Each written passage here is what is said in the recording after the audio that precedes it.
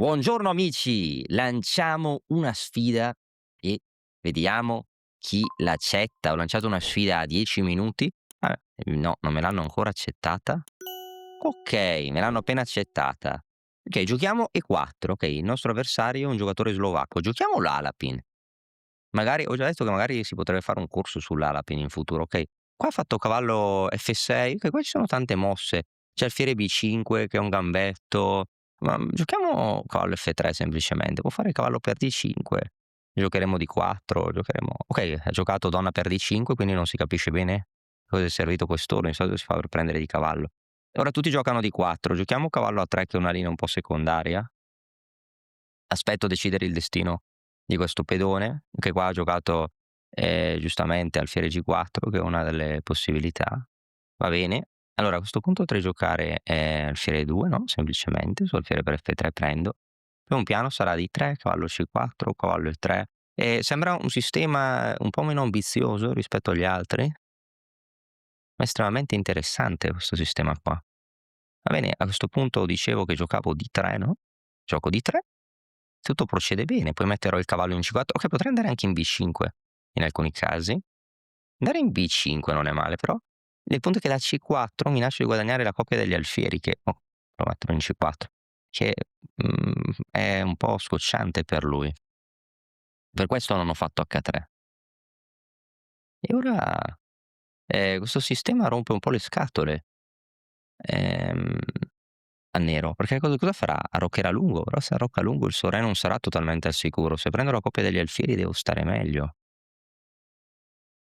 Quindi non so cosa ha in mente. Se gioca donna di 7 potrei considerare a volte il cavallo il 5, no, anche se che bisogna vedere. Okay, qua mi ha giocato alfiere H5, va bene. A questo punto posso già pensare se per esempio giocare, con la donna in B3 per vedere, no, se arroccherà lungo, o con la donna in A4 anche.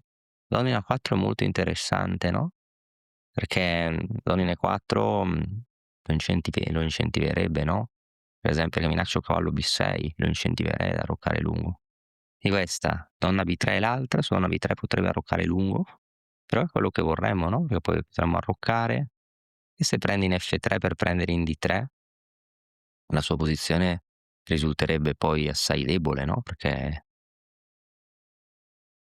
avrei degli alfieri fortissimi, che devo decidere tra donna B3 e donna A4, o tra la semplice arrocco, la semplice arrocco. Facciamo così, arrocchiamo. A volte arroccare è la cosa più semplice per decidere poi il da farsi. Anche se forse donna B3 sarebbe stata un po' più forzante. Ma vediamo cosa farà il nostro perché questo sistema sembra passivo, ma è molto velenoso, eh. Spero che poi alla fine, risulterà velenoso. Okay, alfiere 7. A 'sto punto donna 4 non serve più perché arrocca corto, no, e si schia ma potrei vedere questa mossa donna B. Il problema di donna B3 ora è che forse non serve più a molto. Sì, forse le sarebbe stato meglio giocare donna B3 prima. Perché forse sarebbe stato meglio giocare donna B3 prima? Perché se gioco donna B3 forse lui può arroccare e su donna per B7 ora potrebbe considerare cavallo D4 contrattaccando il mio alfiere. Ecco, questo potrebbe essere un punto a suo favore. Quindi pensiamo un po' cosa giocare, che potremmo svilupparci, no, semplicemente. Facciamo allora donna B3 un'idea, facciamola lo stesso, che comunque rompe abbastanza le scatole. Donna B3 la facciamo ugualmente. Vediamo cosa fa lui. Ovvio che non sto minacciando di prendere. Per questo forse donna B3 andava fatta prima per provocare l'arrocco lungo. Quello probabilmente era il modo migliore per garantire un vantaggio al bianco. Però vabbè, non si può avere tutto, no? A volte bisogna giocare con quello che si ha. Giocheremo alfiere E3, torre di 1, giocheremo in modo normale. Sì, donna B3 prima di arroccare era meglio. Donna B3, vabbè, vediamo come va avanti la partita. Cosa si può fare? A volte si fanno errori in questo gioco. Ok, ora tocca al nero. Gioca alfiere G6, posso sempre giocare torre di 1, no, difendendo il pedone. Che ovviamente B7 non è in presa, no, ma è in un futuro non molto lontano.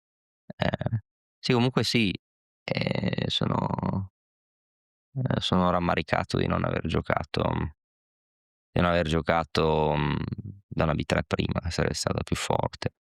Perché qua ha arroccato corto, giustamente, perché ha visto che non posso prendere il pedone. Ora potrei sviluppare l'alfiere in una bella casella, per esempio in F4, e mettere la torre in D1, giochiamo così, alfiere F4, un'ottima casella per l'alfiere, e torre D1, tutti i pezzi al centro, no? Seguendo i principi generali dello sviluppo. Ripeto, questo pedone sarà sempre in presa. Torre D1, torre 1, magari difenderò questo alfiere, no? Quando l'alfiere in E2 sarà difeso, poi magari inizierò ad avere minacce. Alla fine non è nemmeno così male la posizione. Vediamo una posizione non standard, no? Probabilmente non conosce molto il nostro avversario, che ha 7 minuti.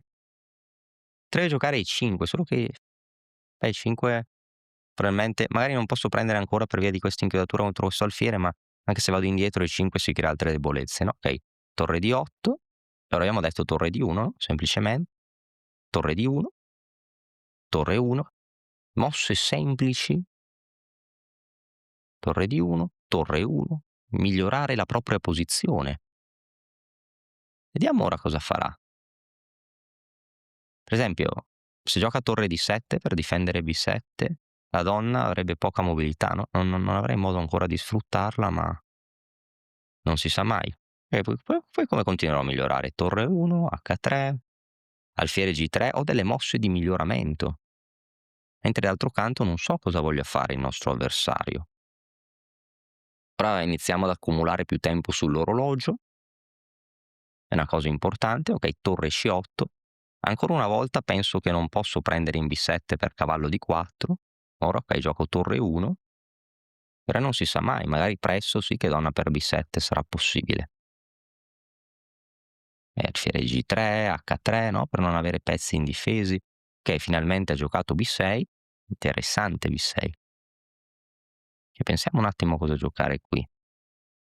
Allora, potrei mettere anche la donna in A4 per fare pressione su altri pedoni, per vincolare il suo cavallo, ma abbiamo detto che non abbiamo fretta, no? Quindi magari potrei giocare H3, alfiere G3, no? Come dicevo prima. Facciamo H3. H3, migliorare la posizione poco a poco, un buco per il re, non sappiamo cosa fare, miglioriamo la posizione. Poi alfiere G3, questo alfiere sospeso. Miglioriamo la posizione poco a poco e vediamo cosa vuole fare lui. Se l'alfiere torna in G6 potrei mettere un cavallo in E5, che è forte, poi magari l'alfiere in F3. Vediamo, vediamo. Sì, che qua proprio bisogna vedere cosa ha intenzione di fare lui anche, no? È una posizione interessante.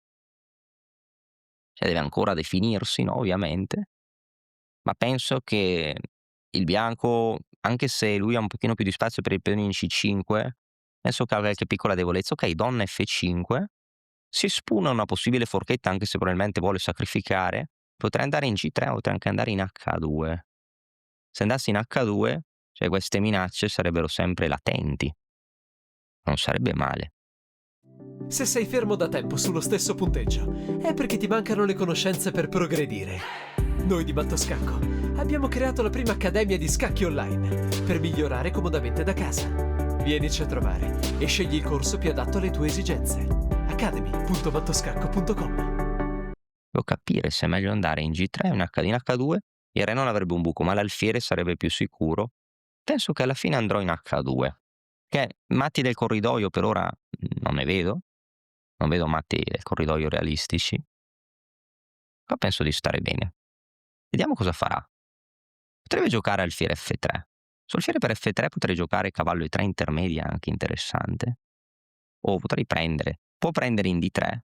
È vero, però pazienza, se prenderà in D3 avremo la coppia degli alfieri. Questo alfiere è forte, potrei giocare così, donna 4, attaccando il cavallo, il pedone in A7, no? E comunque no, non sarebbe male la posizione. Se no potrei inventarmi qualcosa tipo cavallo E3 attaccando la sua donna per prendere in F3 dopo. Anche quello sarebbe possibile. Bisogna vedere un attimo, no, che cosa vorrà fare lui.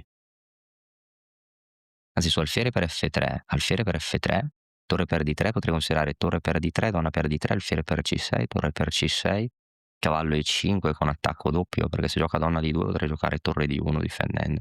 Quindi probabilmente non può prendere il pedone perché perderebbe. Ok, ora cosa abbiamo in più? Abbiamo quasi 2 minuti in più.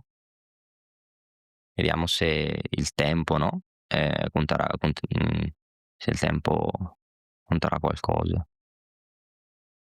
Che G4, okay, non so se la voglio fare, no, perché magari mi sacrifica, ma cioè comunque è una cosa, no, che lo fa pensare. Gli farò G4. Okay, ha preso in F3, alfiere per F3 abbiamo detto. Però non so se prenderà in D3. Io ho calcolato che perde, per D3 donna per se non fa nulla mi ha dato la coppia degli alfieri, sarebbe un errore grave. Ho calcolato che perde. Okay, vediamo se i calcoli erano corretti. Prendo, donna per D3, alfiere per C6, prendo la torre, torre per C6, cavallo E5, doppio a donna e torre. Ora come dovrebbe difendersi? Dovrebbe contrattaccare qualcosa, dovrebbe per esempio contrattaccare la mia torre, andrei in D1 e lì l'attacco diventerebbe un attacco simultaneo, quindi calcoliamo di nuovo: alfiere per donna per D3, torre per D3, donna per D3, alfiere per C6, torre per C6, cavallo E5 doppio. Cosa fa? Donna D2, torre D1, torre per D3. Che qua ovviamente se giocassi torre D1, una mossa così, avrei comunque un compenso posizionale impressionante. Anzi, forse vincerei allo stesso modo, perché su torre D1 forse potrebbe andare solo in G6. Ah no, perché può andare in F5. Se andassi in G6 potevo prendere, no, e fare lo stesso doppio, però non ce l'ho, quindi dicevo prendo in C6, torre per C6, cavallo E5 con attacco doppio. E su donna D2, torre D1. E non ho altri modi per attaccarmi la torre, quindi prendo in C6, ridò la coppia degli alfieri, solo che il problema è che faccio l'attacco doppio. E ora così perde, perché su donna D2, torre D1. Ed è tutto finito. Qua non vedo come possa salvarsi, quindi è stato troppo impetuoso secondo me. Secondo me non avrebbe dovuto catturare qui. Avrebbe dovuto okay, non avrebbe nemmeno perché ormai qua questo alfiere domina le case chiare, potrò giocare cavallo E3 o tornare anche in E2, donna A4, o donna A4 subito attaccando il cavallo che difende a 7 e se sposto il cavallo metterò il mio cavallo in E5. Cioè la sua posizione è già scomodissima, la della coppia degli alfieri. Così il suo piano era prendere un pedone, solo che ora non so come si salva da questo attacco doppio. È questo il vero problema, perché se va in D2 abbiamo detto che gioco torre D1, dovrà provare a giocare con la qualità in meno, dovrà provare a difendere la torre, ma non so nemmeno cosa faccia, perché se va in D7 in presa, se va in D5 cambio le donne, prendo in G6, forse deve andare in D6. Se va in D6, allora lì dovrei pensare, sarebbe meglio prendere subito la torre o sarebbe meglio dare una scoperta prendendo in F7? O sarebbe meglio fare un'intermedia con torre D1? In ogni caso, se prendo in C6 starei meglio, solo che lì si può valutare se si può ottenere di più. Ed è ciò che faremo, ciò che valuteremo ora. Vediamo un attimo cosa farà. So anche su donna D6 anche il cavallo okay, qua ha fatto C4. Va bene, C4. E se mantengo lo status quo, per esempio,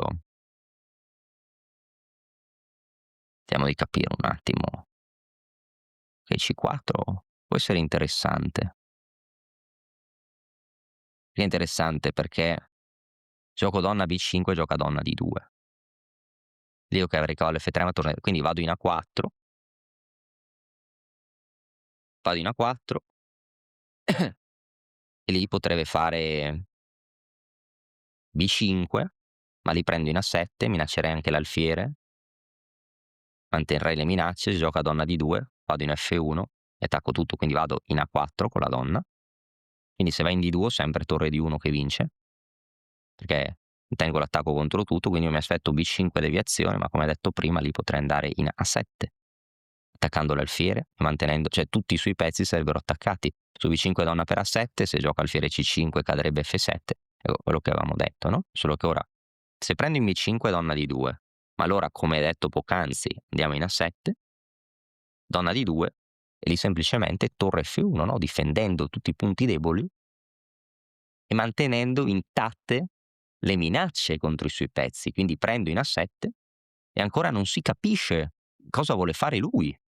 E questo è il punto, perché ora abbiamo detto donna D2, penso, spero, che non so cosa vuol e a questo punto il problema è che c'è sempre un attacco simultaneo. La mossa più semplice, torre F1.